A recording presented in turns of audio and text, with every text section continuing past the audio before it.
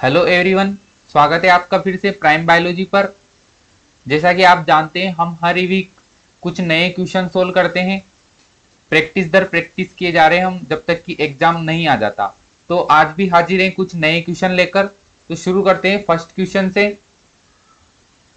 पादप खनिज तत्व के संदर्भ में निम्न में से कोई एक अन्य से अलग है।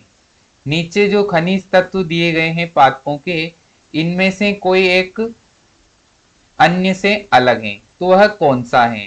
जैसे कि माना कि option number A B C D, अब चार ऑप्शन है हमारे पास, इनमें से कोई एक ऐसा ऑप्शन है जो अन्य तीन से अलग है। तो फॉस्फोरस, सल्फर, ऑक्सीजन और बोरॉन, इनमें से आपको कौन सा अन्य से अलग लगता है, अन्य तीन से एक अलग है। तो फॉस्फोरस, सल्फर और ऑक्सीजन ये प्लांट के लिए मैक्रोन्यूट्रिएंट है, जबकि जो बोरोन है यह पादप के लिए सूक्ष्म मात्रिक तत्व हैं, सूक्ष्म मात्रिक खनिज तत्व हैं। जबकि फॉस्फोरस, सल्फर और ऑक्सीजन यह पादप के लिए वृहद मात्रिक तत्व हैं। ठीक है। सेकंड क्वेश्चन, निम्न में से किस पदार्थ का अवशोषण मुख में होता है। मुख में इन चारों में से कौन से पदार्थ का अवशोषण होता है। ग्लूकोज का होता है क्या? ग्लूकोज का नहीं होता है। औषधि का? हाँ, औषधि का होता है। जल का नहीं होता, वसा का भी नहीं होता, ओनली औषधि का होता है। क्वेश्चन नंबर थर्ड, निम्न में से कौन सा एक सजीवी नाइट्रोजन यौगिकीकरण जीवाणु नहीं है। नीचे दिए गए जीवाणुओं में से कोई एक ऐसा जीवाणु है जो नाइट्रोजन फिक्सेशन नहीं करता है, नाइट्रोजन का यौगिकीकरण नहीं करता है। तो वो राइजोबियम है, राइजोबियम करता है। एजेटोबैक्टर या नाइट्रोसोमोनास या एजोस्पिरिलियम। तो राइजोबियम, नाइट्रोसोमोनास और एजोस्पिरिलियम यह तीनों नाइट्रोजन का फिक्सेशन करते हैं, लेकिन जो एजेटोबैक्टर है यह नाइट्रोजन का फिक्सेशन नहीं करता। एजेटोबैक्टर नाइट्रोजन का फिक्सेशन नहीं करता है। तो सही आंसर हो जाएगा ये। निम्न में से कोई एक अन्य से अलग है। नीचे दिए गए जो चार ऑप्शन है इनमें से कोई एक अन्य से अलग है। किस बात में अलग है वो बताना है। जैसे ऑप्शन है हमारे पास आलू, टमाटर, भिंडी और बैगन। तो इनमें से कोई ऐसा सब्जी है जो अन्य तीन से अलग है। वह किस बात में अलग है ये हमको यहाँ पर सेलेक्ट करना है ऑप्शन। तो आपको पता है कि टमाटर, भिंडी और बैगन ये जमीन से ऊपर उगने वाली सब्जियां हैं, मतलब यह प्लांट के ऊपर उगती हैं और पादप के ऊपर उगती है और जमीन से ऊपर उगती है। लेकिन जो आलू है यह एक कंद है, यह जमीन के भीतर पनपता है। तो यह बाकी तीनों से अलग है। तो अपना सही आंसर हो जाएगा इसमें आलू, क्योंकि टमाटर, भिंडी और बैगन ये सभी जमीन से ऊपर उगने वाले सब्जियां हैं, लेकिन आलू जो है वह जमीन के अंदर उगाया जाता है। ठीक है। निम्न में से कौन सा विटामिन मक्खन में प्रचुर मात्रा में पाया जाता है। मक्खन के अंदर प्रचुर मात्रा में पाया जाने वाला विटामिन तो है विटामिन ए। विटामिन ए मक्खन के अंदर प्रचुर मात्रा में पाया जाता है, लेकिन विटामिन B1, B3 और B6 नहीं पाए जाते। ठीक है। प्रचुर मात्रा में कौन पाया जाता है? विटामिन ए मक्खन के अंदर। नेक्स्ट क्वेश्चन है क्वेश्चन नंबर 6, पित्त का निर्माण कहाँ होता है। जो बाइल बनता है, जो हमारे भोजन को पचाने में मदद करता है, वसा को पचाने में मदद करता है, वह कहाँ पर बनता है। यकृत में बनता है, आंत में बनता है, पित्ताशय में या अग्नाशय में। तो जो बाइल है वह बनता है यकृत के अंदर। बाइल कहाँ बनता है? यकृत के अंदर। लेकिन उसका जो सिक्रेशन होता है वह पित्ताशय से होता है, मतलब यकृत में बनाकर उसको पित्ताशय में भेज दिया जाता है, वहीं से वह सीक्रेट होता है, वहीं से वह स्रावित होता है। ठीक है। तो पित्त का निर्माण होता कहां पर है? यकृत के अंदर, लेकिन स्रावित कहां से होता है? वो पित्ताशय से। तो यहां पर पूछा है निर्माण कहां होता है, तो सही आंसर हो जाएगा यकृत में। C3 चक्र में कार्बन डाइऑक्साइड का प्रथम ग्राही RUBP राइबुलोज बिसफॉस्फेट होता है। अब इसमें कितने कार्बन उपस्थित होते हैं? राइबुलोज बिसफॉस्फेट में उपस्थित कार्बन की संख्या पूछी गई है क्वेश्चन के अंदर। तो 3 कार्बन, 4 कार्बन, 5 या 6 कार्बन। तो इसमें उपस्थित होते हैं 5 कार्बन। कितने कार्बन? 5। तो सही आंसर हो जाएगा अपना option number C. Option number C सही आंसर। राइबुलोज बिसफॉस्फेट जो कि C3 चक्र के अंदर कार्बन डाइऑक्साइड का प्रथम ग्राही होता है, इसके अंदर कार्बन की संख्या होती है 5, शर्करा होती है यह। सेकेरोमाइसिस सेरिविसी किसके निर्माण में सहायक है? सेकेरोमाइसिस सेरिविसी एक बैक्टीरिया है, यह किसके निर्माण में सहायक है? मेथेनॉल, एथेनॉल, एंटीबायोटिक या एसिटिक एसिड? तो सेकेरोमाइसिस सेरिविसी एथेनॉल निर्माण में सहायक है। एथेनॉल का मतलब है यहां पर एल्कोहल। एथेनॉल का मतलब है एल्कोहल, क्योंकि एथेनॉल ही एल्कोहल होता है। तो एल्कोहल बनाने में सेकेरोमाइसिस सेरिविसी का उपयोग किया जाता है। ठीक है, तो ये इस प्रकार से भी पूछा जा सकता है। यहाँ पर ऑप्शन में एल्कोहल नहीं लिखा हुआ है, एथेनॉल देके भी पूछा जा सकता है। ठीक है, नेक्स्ट क्वेश्चन, मानव में कशेरुक दंड के अंदर ग्रीवा अस्थियों की संख्या कितनी होती? ग्रीवा अस्थियों की संख्या पूछी है, तो ग्रीवा अस्थियों की संख्या होती है यहाँ पर, ये सभी अस्थियां कशेरुक दंड के अंदर पाई जाती हैं। जो संख्या है यह किसी न किसी अस्थि की संख्या है। कशेरुक दंड के अंदर उपस्थित किसी न किसी अस्थि की संख्या है, लेकिन उसमें से भी हमें पूछा है ग्रीवा अस्थियों की संख्या। तो ग्रीवा अस्थियों की संख्या कितनी होती है? 7 होती हैं। बाकी 12 लंबर होती हैं, मतलब कटी होती हैं, फिर 5 त्रिक और 4 अनुत्रिक होती हैं। ठीक है, 10th नंबर का क्वेश्चन है, C3 पादप का उदाहरण है। C3 पादप का क्या उदाहरण है? कौन सा उदाहरण इनमें C3 पादप का है? गेहूं, ज्वार, मक्का, गन्ना पादप होते हैं C3 और C4 टाइप के।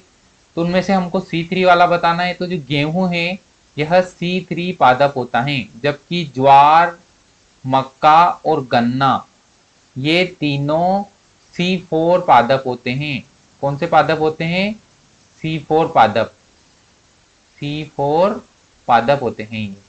क्वेश्चन नंबर 11, निम्न में से U आकार की अस्थि, U शेप में कौन सी अस्थि पाई जाती है? पुरोस्थि जो आपकी छाती की अस्थि है, यह U शेप में होती है क्या? नहीं। स्टेपस कान के अंदर पाई जाती है? नहीं होती है यह U आकार की। हायोइड बोन गले में पाई जाती है, यह हायोइड बोन मतलब जो मस्तिष्क है वह मस्तिष्क जो पूरा मस्तिष्क का जो कंकाल है, पूरा ब्रेन बॉक्स जो है, उसकी जो सबसे निचली वाली अस्थि होती है वह हायोइड अस्थि होती है, जो किसी अन्य अस्थि से आर्टिकुलेट नहीं करती, जुड़ती नहीं है और यू शेप होती है। क्वेश्चन नंबर 12, ग्लाइकोलाइसिस में एक ग्लूकोज के अणु से पाइरुविक अम्ल के कितने अणु बनते हैं? भाई ये तो आपको पता ही होगा कि ग्लाइकोलाइसिस जो प्रोसेस चलता है उसमें ग्लूकोज की एंट्री होती है और पाइरुविक अम्ल बनता है। तो एक ग्लूकोज के अणु से कितने पाइरुविक अम्ल बनते हैं? कितने पाइरुविक अम्ल के अणु बनते हैं एक अणु ग्लूकोज से? एक नहीं बनता, 3 भी नहीं, 4 भी नहीं, बनते हैं यहां पर 2। पेशियों का अध्ययन क्या कहलाता है? कार्डियोलॉजी नहीं, कार्डियोलॉजी तो कहलाता है हृदय का अध्ययन। हेमेटोलॉजी ब्लड का अध्ययन।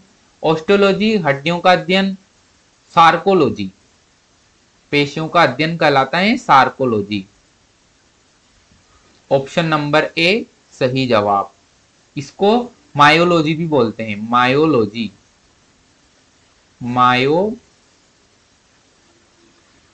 मायोलॉजी ठीक है, इसको मायोलॉजी भी बोलते हैं और सार्कोलॉजी भी बोलते हैं। संतरे का गलन रोग किसके द्वारा होता है? संतरे में गलन रोग होता है, वह किसके द्वारा होता है? जीवाणु के द्वारा, विषाणु के द्वारा, कवक या प्रियोन? तो संतरे में गलन रोग होता है कवक के द्वारा, न कि विषाणु, जीवाणु और प्रीवोन वह होता है कवक के द्वारा। गलत युग्म का चयन करें। निम्न में से कोई गलत युग्म है, कौन सा युग्म गलत है वो बताना है। न्यूमोनिया प्लेग जीवाणु जनित रोग है, सही बात है, जीवाणु जनित रोग है। रेबीज और स्वाइन फ्लू विषाणु जनित रोग है, सही बात है। मलेरिया और पेचिश प्रोटोजोआ जनित रोग है, यह भी सही बात है। एस्केरियासिस और क्वाशिरकोर हेलमिंथिस जनित रोग है, यह भी सही बात है। नहीं, यह गलत बात है, क्योंकि जो एस्केरियासिस है और क्वाशिरकोर है, इनमें से एस्केरियासिस तो हेलमिंथिस जनित रोग है, लेकिन क्वाशिरकोर यह माइक्रो ऑर्गेनिज्म के द्वारा क्रिएट होने वाला रोग नहीं है, माइक्रो ऑर्गेनिज्म के द्वारा पैदा होने वाला रोग नहीं है क्वाशिरकोर। क्वाशिरकोर तो प्रोटीन की कमी से होने वाला रोग है। जब शरीर में प्रोटीन कैलोरी की कमी हो जाती है तब क्वाशिरकोर रोग होता है। क्वेश्चन नंबर 16, दालचीनी है। दालचीनी, दालचीनी क्या है, दलहन है क्या? दालचीनी दलहन नहीं होती है। तो शर्करा होती है, शर्करा भी नहीं होती है। रबड़ होती है, रबड़ भी नहीं होती है। दालचीनी होती है मसाला। तो इसका सही जवाब हो जाएगा सी, ऑप्शन नंबर सी। यदि पेशीय तंतु को तंत्रिका तंतु से विच्छेदित कर दिया जाए तो पेशी संकुचन नहीं होगा, क्योंकि जो पेशीय संकुचन होता है वह तंत्रिका के कंट्रोल में होता है। तंत्रिकीय कंट्रोल में होता है पेशियों का संकुचन। अगर उस पेशी तंतु को तंत्रिका से विच्छेदित कर दिया जाए, मतलब दोनों का कनेक्शन आपस में काट दिया जाए, तो क्या होगा? पेशी संकुचन नहीं होगा। तो इसे क्या कहते हैं? अगर पेशी संकुचन नहीं हुआ तो उसको क्या कहेंगे? पेशीय तनाव नहीं, पेशी उत्तेजनशीलता नहीं, हम कहेंगे इसको लकवा। ऑप्शन ए सही जवाब, लकवा, ऑप्शन ए। निम्न में से कोई एक अन्य से अलग है। नीचे दिए गए जानवरों में से कोई एक अन्य से अलग है। अब वह किस बात में अलग है? कुत्ता, बकरी, गाय, हिरण। ध्यान से देखेंगे आप तो बकरी और गाय और हिरण यह तीनों होते हैं शाकाहारी, हर्बीवोरस।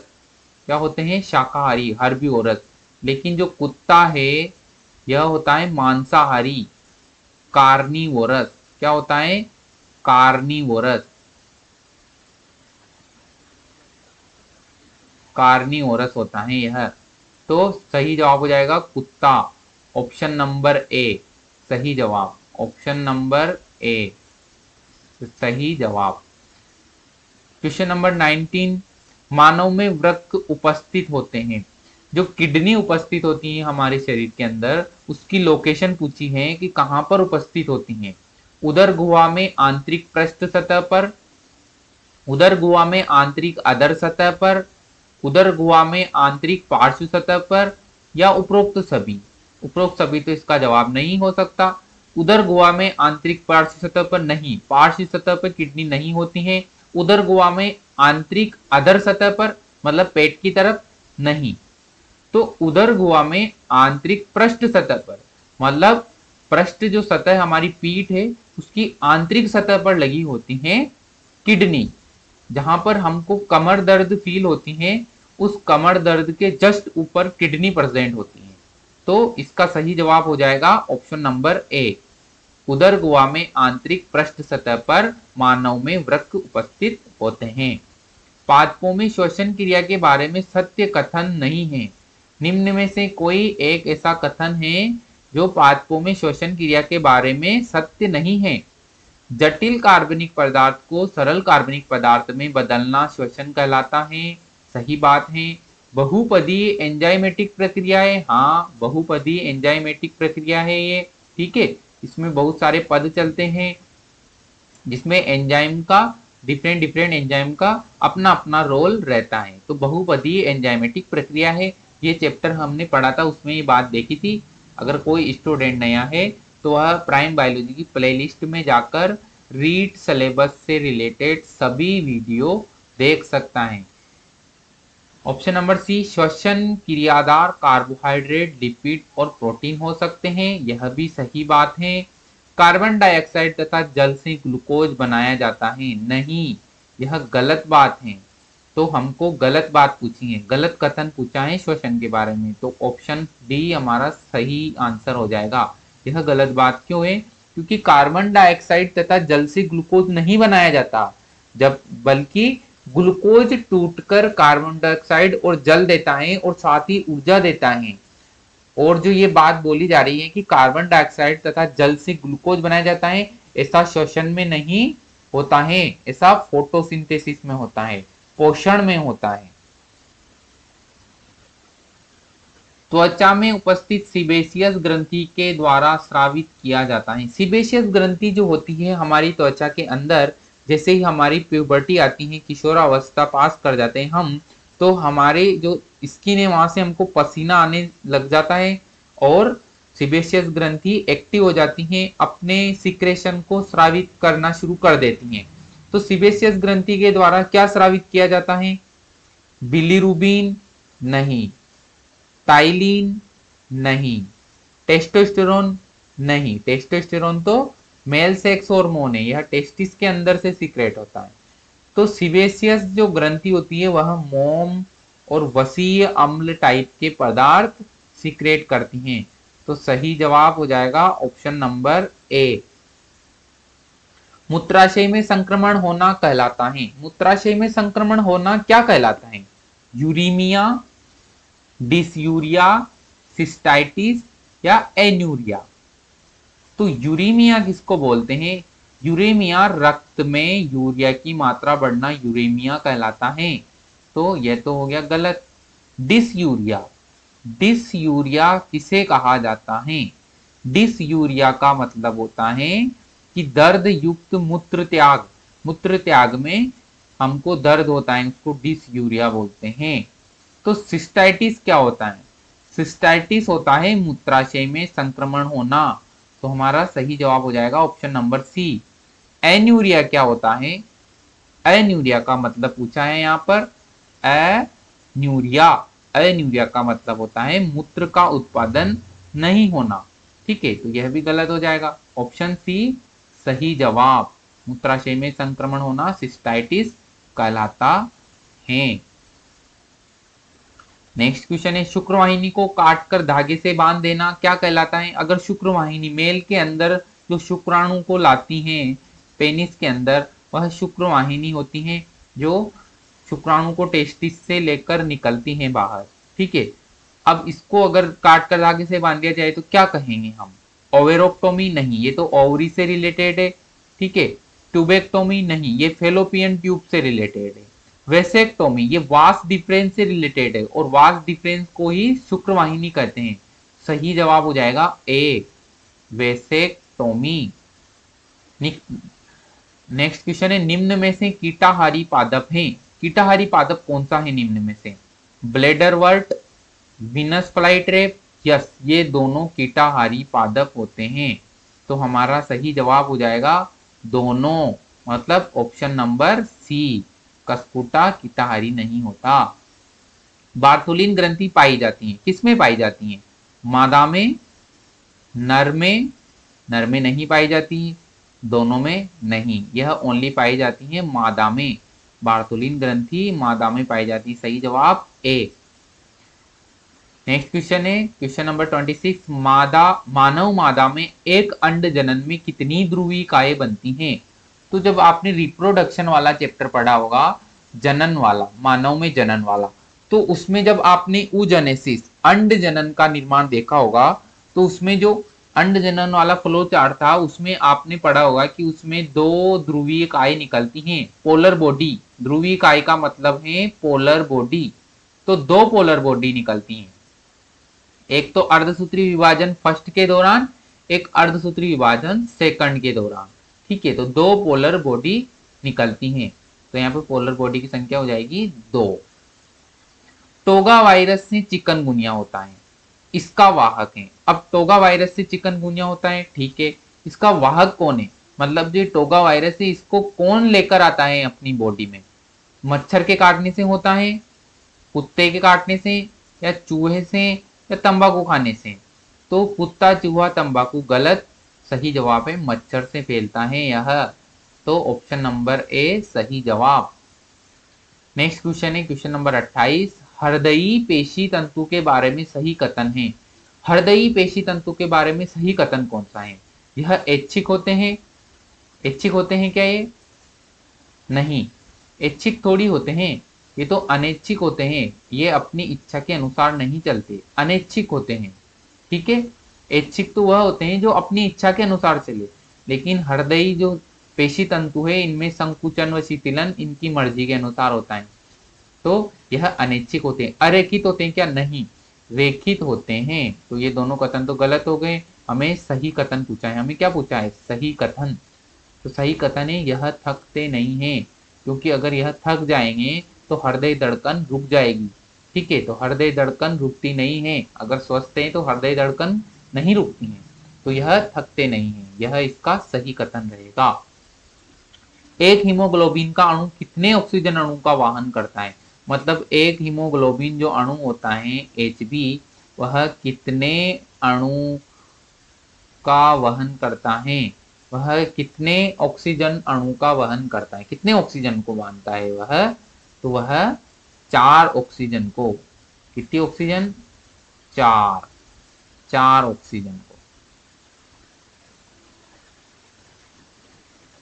4 ऑक्सीजन को बांधता है वह।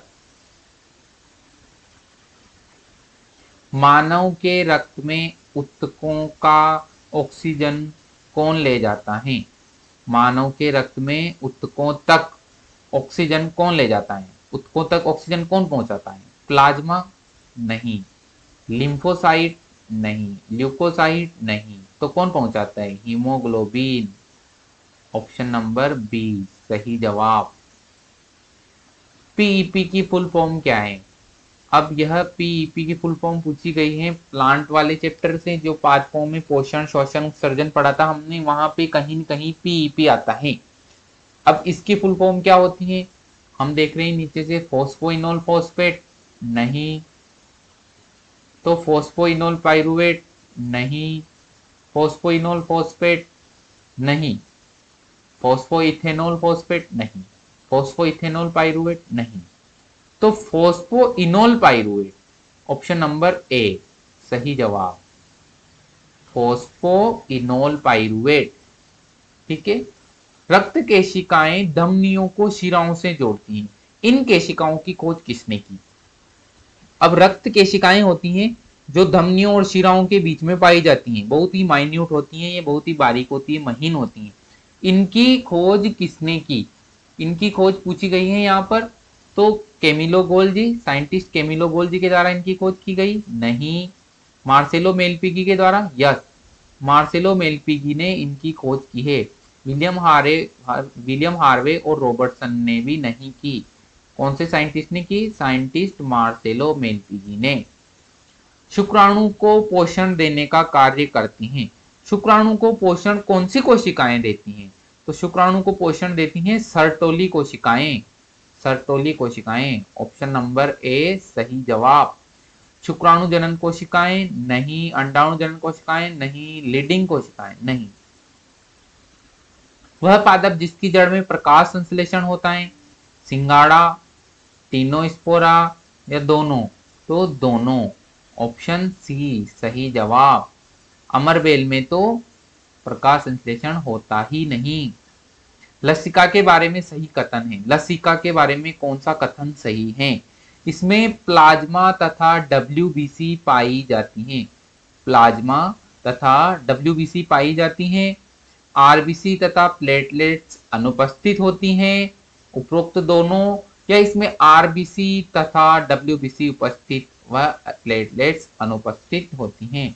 तो यह गलत जवाब है। ऊपर के ए और बी दोनों सही जवाब, तो उपरोक्त दोनों, ऑप्शन नंबर सी सही जवाब।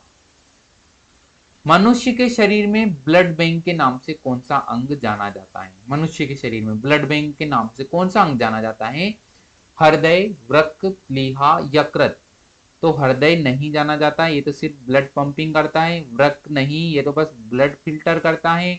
यकृत नहीं, कौन? प्लीहा। प्लीहा को बोला जाता है, ऑप्शन नंबर सी सही जवाब। प्लीहा को शरीर का ब्लड बैंक के नाम से जाना जाता है। क्यों जाना जाता है? क्योंकि यह लगभग 200 से 250 ml ब्लड स्टोर करता है, जिससे कि कभी चोट लग जाए, एक्सीडेंट हो जाए और इमरजेंसी में शरीर को ब्लड की जरूरत पड़े तो प्लीहा ब्लड सप्लाई करता है। ठीक है। पश्च मस्तिष्क में सम्मिलित है। पश्च मस्तिष्क जो होता है, मस्तिष्क के 3 भाग हैं। मस्तिष्क के 3 भाग हैं, अग्र मस्तिष्क, मध्य मस्तिष्क और पश्च मस्तिष्क। पश्च मस्तिष्क, तो पश्च मस्तिष्क में कौन कौन से भाग सम्मिलित किए गए हैं? पोन्स, अनुमस्तिष्क और मेडुला ओब्लोंगेटा पश्च मस्तिष्क में सम्मिलित किए गए हैं। पोन्स प्रमस्तिष्क नहीं, प्रमस्तिष्क अग्र मस्तिष्क का भाग आ गया, तो ये ऑप्शन इस वजह से गलत। प्रमस्तिष्क दोबारा आ रहा है इस ऑप्शन में, वापिस से गलत। एपिथैलेमस, थैलेमस, हाइपोथैलेमस यह नहीं पाए जाते हैं। पश्चिम मस्तिष्क का भाग कौन है? पोन्स, अनुमस्तिष्क और मेडुला ओब्लोंगेटा। धमनियों के बारे में सत्य कथन पूछा है। धमनियों के बारे में सत्य कथन बताना है। रक्त को हृदय से अंगों की तरफ ले जाती है। यस, सत्य कथन। सामान्यतः शरीर में गहराई में पाई जाती हैं। सत्य कथन। रुधिर दाब शिराओं की तुलना में अधिक होता है। सत्य कथन। इनके भीतर कपाट पाए जाते हैं, तो यह हो गया असत्य कथन। यहाँ क्वेश्चन में थोड़ी मिस्टेक है, धमनियों के बारे में असत्य कथन बताना था हमको। असत्य कथन का चयन करना था, जिसमें से हमारे पास 3 सत्य कथन हो गए कि रक्त को हृदय से अंगों की तरफ ले जाती हैं धमनियां। धमनियां सामान्यतः शरीर की गहराई में पाई जाती हैं। धमनियां रुधिर दाब, धमनियों में रुधिर दाब शिराओं की तुलना में अधिक होता है, क्योंकि हृदय पंप करता है तो डायरेक्ट धमनियों में बहता है, इस वजह से दाब अधिक होता है। ठीक है। और इनके भीतर कपाट पाए जाते हैं, तो यह गलत बात। इनके भीतर कपाट नहीं पाए जाते, कपाट पाए जाते शिराओं के भीतर। तो धमनियों के बारे में असत्य कथन चुना है हमने, डी। केंद्रीय तंत्रिका तंत्र का कौन सा भाग कशेरुक दंड के भीतर उपस्थित होता है? कशेरुक दंड के भीतर केंद्रीय तंत्रिका तंत्र का कौन सा भाग उपस्थित होता है? पोन्स, मेरुरज्जु, मेडुला ओब्लोंगेटा, हाइपोथैलेमस। तो मेरुरज्जु जो है वह केंद्रीय तंत्रिका तंत्र का भाग है और यह वर्टिब्रल कॉलम कशेरुक दंड के भीतर उपस्थित होता है। हाइपोस्टोमेटा का अर्थ है, हाइपोस्टोमेटा का क्या अर्थ होता है? पत्ती की ऊपरी सतह पर रंध्र, पत्ती की निचली सतह पर रंध्र, पत्ती की दोनों सतह पर रंध्र या पर रंध्र उपस्थित। तो पत्ती की निचली सतह पर रंध्र। जो हाइपो वर्ड यूज होता है, हाइपो, वह हमेशा निचली चीजों के लिए यूज होता है। जैसे कहीं पे हाइपो लग जाए मतलब किसी के नीचे की बात कर रहा है। ठीक है। जैसे हाइपो स्टेम आ गया तो स्टेम के नीचे की बात, ऐसे हाइपोस्टोमेटा मतलब नीचे नीचे चीज को रिप्रेजेंट करता है हाइपो। तो स्टोमेटा नीचे प्रेजेंटेड, इसके पत्ती की निचली सतह पर। डेंड्रोन और एक्सोन कौन सी कोशिका के भाग है? डेंड्रोन और एक्सोन तंत्रिका कोशिका के भाग है, जबकि रक्त कोशिका, जनन कोशिका और पेशी कोशिका के भाग नहीं है। कोशिका के कौन से कोशिकांग को कोशिकांग के अंदर कोशिकांग कहा जाता है? कोशिका का कौन सा ऐसा कोशिकांग है जिसको कोशिकांग के अंदर कोशिकांग कहा जाता है? Lysosome, ribosome, centrosome, dictyosome. तो वह है राइबोसोम। कौन है? राइबोसोम। ऑप्शन बी सही जवाब। जबकि लाइसोसोम, सेंट्रोसोम और डिक्टियोसोम को ऐसा नहीं कहा जाता है। क्यों कहा जाता है राइबोसोम को कोशिकांग के अंदर कोशिकांग? क्योंकि यह एंडोप्लाज्मिक रेटिकुलम अंतःप्रदवी जालिका के ऊपर प्रेजेंट होता है। अंतःप्रदवी जालिका खुद कोशिकांग है और उसके ऊपर फिर कोशिकांग प्रेजेंट है, इस वजह से भी। और यह माइटोकॉन्ड्रिया के अंदर भी प्रेजेंट होता है, तो कोशिकांग के अंदर कोशिकांग।